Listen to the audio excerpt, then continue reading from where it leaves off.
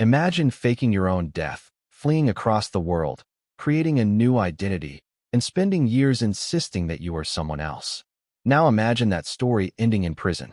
That's exactly what happened to one of America's most infamous fugitives, Nicholas Rossi.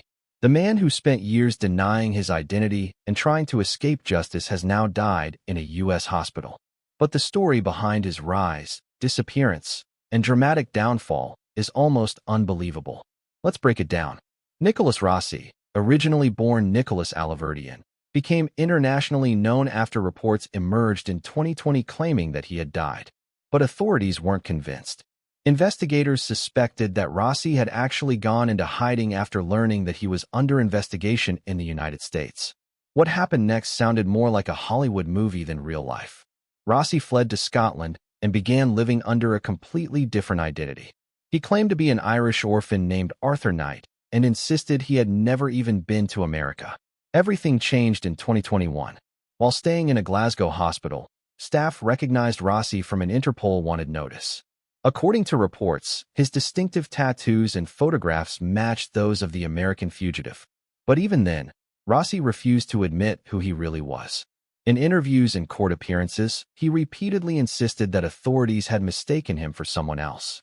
He even claimed that the tattoos identifying him had somehow been added while he was unconscious in hospital.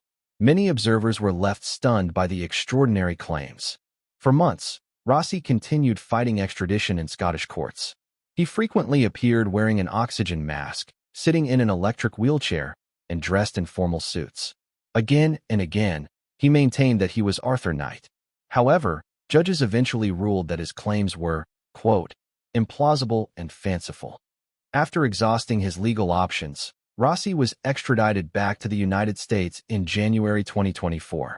And only months later, he finally admitted his true identity during a court hearing in Utah. In separate trials during 2024, Rossi was convicted of raping 2 women in Utah in 2008. He was sentenced to serve between 10 years and life in prison. Prosecutors described him as a sexual predator who spent years trying to avoid accountability. According to officials, he ultimately died while serving his sentence. The Utah Department of Corrections announced that Rossi died in a local hospital at the age of 38. Officials stated that he had been suffering from chronic, degenerative medical conditions. They also said that Rossi had chosen to discontinue medical treatment before his death. His death brings an end to one of the most unusual fugitive stories in recent history. From allegedly faking his own death to adopting a new identity and fighting extradition for years, the Nicholas Rossi case captured attention around the world. But in the end, authorities say justice caught up with him. What do you think about this extraordinary case? Let us know your thoughts in the comments below. And don't forget to subscribe for more breaking news and true crime stories.